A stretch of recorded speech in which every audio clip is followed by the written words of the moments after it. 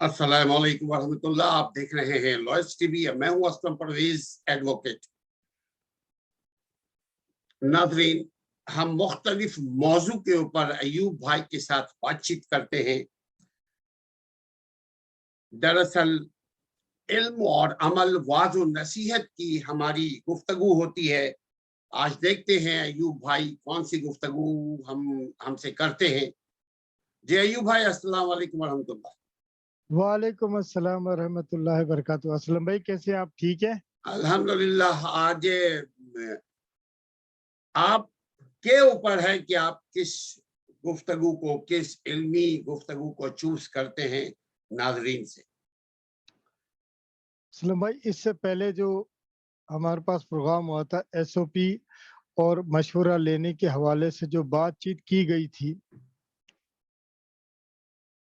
आज भी हम मशवरा और आपने जो बात की थी इस्तिखारे के हवाले से बात करें, तो आज भी हम इंशाल्लाह मशवरा और इस्तिखारे के हवाले से बातचीत पर गौर करेंगे। आज के मौजू को ज़रा तफसील से समझने की कोशिश करेंगे बहैसियत तालिब इल्म, ताकि बात हमारे समझ में आ जाए इंशाअल्लाह।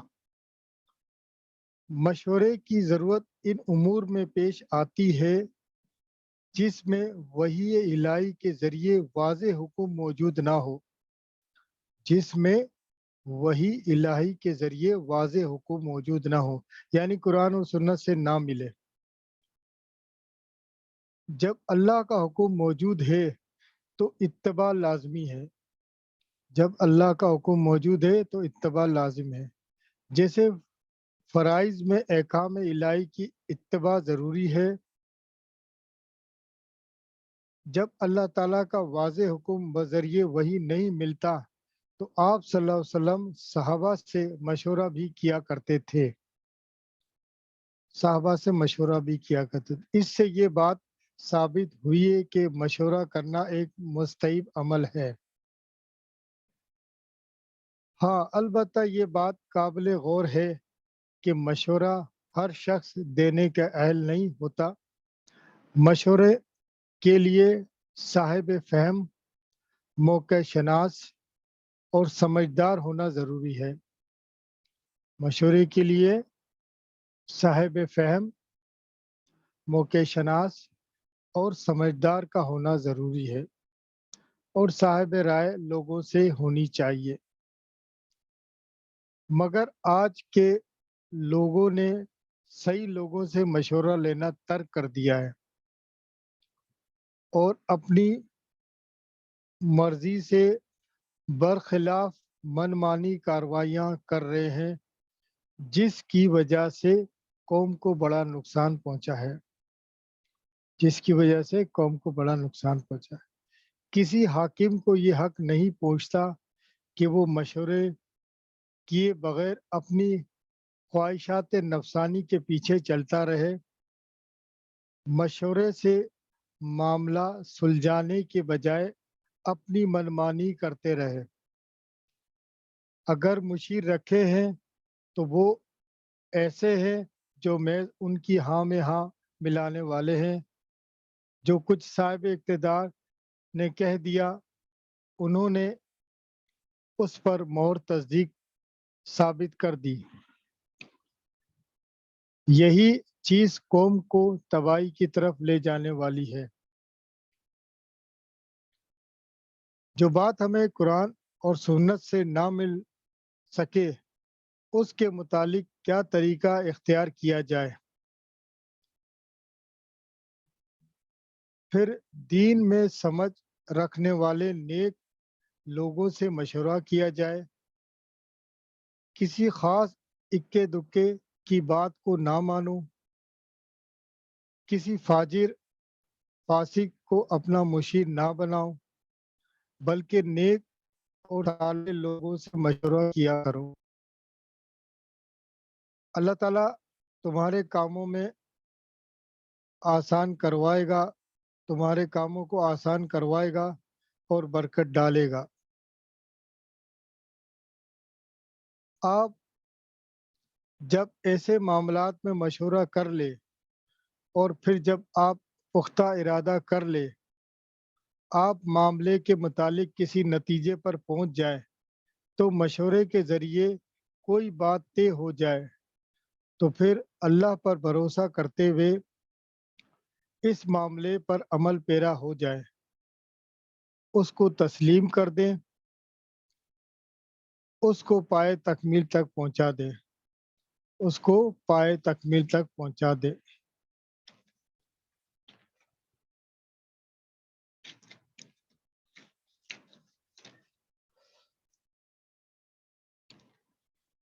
اس کا بناؤ اور بگاڑ اللہ تعالیٰ کی قبضے قدرت میں ہے۔ آپ اللہ پر بھروسہ کر کے کام کو شروع کر دیں۔ اللہ تعالیٰ انہی لوگوں کو پسند کرتا ہے جو اس پر بھروسہ کرتے ہیں۔ پھر ظاہر ہے کہ اللہ پر توکل وہی لوگ کرتے ہیں جو اپنے معبود حقیقی کو پہچانتے ہیں۔ اللہ تعالیٰ تمہاری مدد فرمائے گا۔ اللہ تعالیٰ نیکی کے کاموں میں مدد کرتا ہے، اللہ کے سوا تمہاری کون مدد کرے گا؟ جن کے دل نور ایمان سے منور ہے وہ اللہ ہی پر بھروسہ کرتے ہیں، وہ ادھر ادھر اندھیرے میں ٹکر نہیں مارتے، غیر اللہ کے دروازے پر نہیں جاتے، بلکہ فقط ذات وحدہ لا شریک پر بھروسہ کرتے ہوئے اپنے معاملات اسی کے سپرد کر دیتے ہیں۔ انسان کی سخاوت اور بھلائی اس کے نیک بختی کی علامت یہ ہے کہ وہ اللہ تعالیٰ سے خیر و بھلائی مانگے، اس کے آگے دست سوال دراز کرے اور اس کی بارگاہ کبریائی میں اپنی عرض مناجات پیش کرے اور پھر اپنی تقدیر اور قسمت پر ہر صورت میں راضی رہے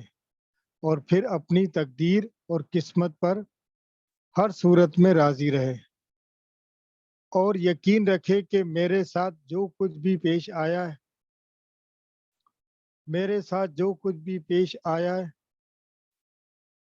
یا جو کچھ بھی پیش آنے والا ہے وہ سب اللہ کے حکم فیصلے کے مطابق ہے جو اس نے میرے مقدر میں لکھ دیا ہے اور جو ہر اعتبار سے میرے لیے بہتر ہے۔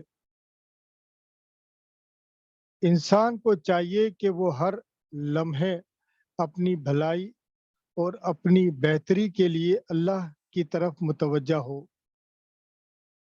اور اس سے ہمیشہ خیر کا طلبگار رہے۔ ابن آدم کو چاہیے کہ وہ ہمیشہ خیر کا طلبگار رہے اور ہر صورت میں قدرت الہی پر راضی رہے۔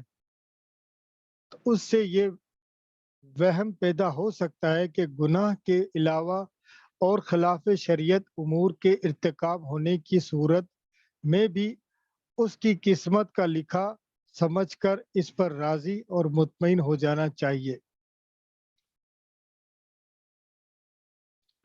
ہر لمحہ اللہ تعالیٰ سے خیر و بھلائی کا طلب رہے تاکہ وہ پاک ذات اس کو صرف خیر اور بھلائی کی راہ پر لے جائے اور اس کو صرف پسندیدہ امور اختیار کرنے کی توفیق عطا فرمائے اور برائی کی راہ اور خلاف شریعت امور سے اس کی حفاظت کرتا رہے۔ واضح رہے کہ ہر صورت میں اور ہر حالت میں قدرت الہی پر راضی رہنا بڑی بات ہے۔ واضح رہے کہ ہر صورت میں اور ہر حالت میں قدرت الہی پر راضی رہنا بڑی بات ہے۔ یہ بات بھی بتانا ضروری ہے کہ قدرت الہی پر راضی ہونے پر وہ اپنی تقدیر قسمت کے خلاف ناراضگی غضبناکی کو ترک کرتا ہے۔ انسان کی سعادت نیک بختی قرار دینا کچھ چیزوں کی وجہ سے ہے۔ ایک تو یہ جو شخص قضاء الہی پر راضی رہتا ہے اس کو سکون قلب، ذہنی فراحت، اطمینان، خاطر جمع کی دولت نصیب ہو جاتی ہے، اور یہ چیز ایسی ہے کہ اس کی وجہ سے انسان اپنے معاملات، کاروبار، حق تعالیٰ کی اطاعت اور عبادت میں نہایت سکون و اطمینان کے ساتھ مشغول رہتا ہے۔ اطمینان کے ساتھ مشغول رہتا ہے۔ جو شخص تقدیر پر بھروسہ نہیں رکھتا، جو شخص تقدیر پر بھروسہ نہیں رکھتا، قسمت کے لکھے پر راضی نہیں ہوتا، وہ ذرا ذرا سی مصیبت اور حادثات پر فکر مند رہتا ہے، اور اپنے مقاصد، معاملات اور اطاعت عبادت میں دل و دماغ کا سکون، اطمینان سے محروم رہتا ہے۔ یہ مصیبت کیوں آئی؟ فلاں حادثہ کیسے رہنما ہو گیا؟ یہ بات اس طرح کیوں ہو گئی؟ دوسرا یہ کہ یہ چیز بندے کو اس کے سبب سے اللہ تعالیٰ کے غضب اور غصے سے بچاتی ہے کہ وہ اللہ کی لکھی ہوئی تقدیر کے خلاف اپنی ناراضگی، اپنے غصے کا اظہار نہیں کرتا۔ تقدیر کے خلاف انسان ناراضگی کا اظہار نہیں کرتا، اس چیز کو اپنے حق میں بہتر قرار دے جس کو اللہ نے اس کے مقدر میں لکھی ہے، جس کو اللہ نے اس کے مقدر میں لکھی ہے۔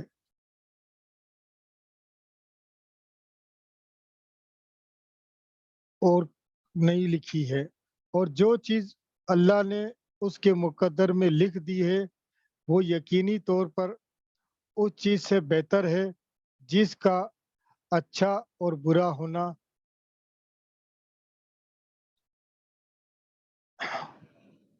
میرے سے یقین ہی نہیں ہے۔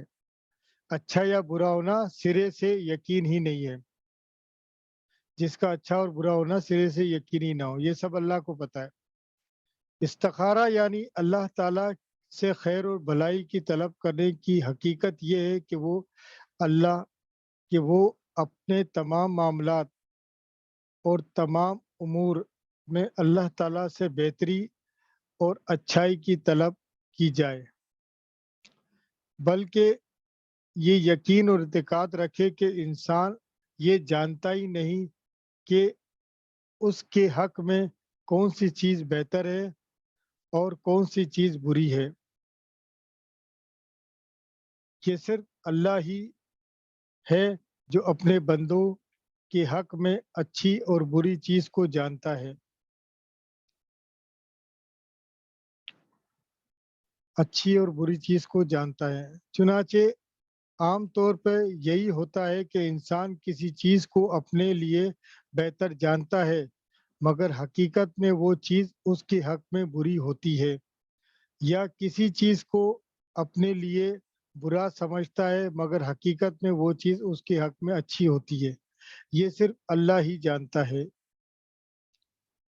جب یقین، اعتقاد پختہ ہو جائے تو پھر اس یقین اور اعتقاد کے ذریعے آگے کا درجہ اختیار کریں۔ اس دنیا میں اور ہماری زندگی میں جو کچھ بھی واقعہ پذیر ہوتا ہے وہ سب اللہ کی طرف سے اور اس کے حکم فیصلے کے مطابق، اور وہ جو بھی چیز اللہ کے حکم فیصلے کے مطابق ہوتی ہے وہ حقیقت اور انجام کے اعتبار سے خیر و بھلائی کے علاوہ کچھ نہیں ہوتی۔ وہ حقیقت اور انجام کے اعتبار سے خیر اور بھلائی کے علاوہ کچھ نہیں ہوتی۔ اور پھر یہ مستحب ہے کہ اگر کوئی ہم دینی یا دنیاوی معاملہ درپیش ہو تو اس کے متعلق ذی علم اصحاب رائے مخلص سے صلاح مشورہ کرنے کے بعد استخارہ کیا جائے۔ استخارہ یعنی کارساز حقیقی اللہ کی طرف سے متوجہ ہو کر خیر اور بھلائی کی دعا مانگی جائے۔ استخارہ میں یوں دعا مانگی جائے: استخارہ کرنے والا اپنی دعا میں اس جگہ اپنا مقصد استخارہ کرنے والا اپنی دعا میں اس جگہ اپنا مقصد ظاہر کرے۔ اے اللہ میرے حق میں بہتر فرما، اور جو چیز میرے لیے بہتر ہو رہی ہے وہ اختیار فرما، بس مجھے میرے اختیار کے سپرد نہ فرما۔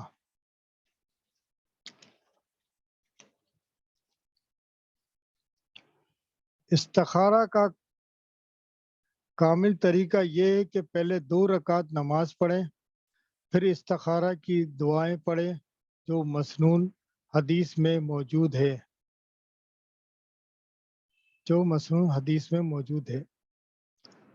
وہ شخص نامراد نہیں ہو سکتا جس نے استخارہ کیا، وہ شخص نادم شرمندہ نہیں ہو سکتا جس نے مشورہ کیا، وہ شخص محتاج نہیں ہو سکتا جس نے میانہ وری اختیار کی۔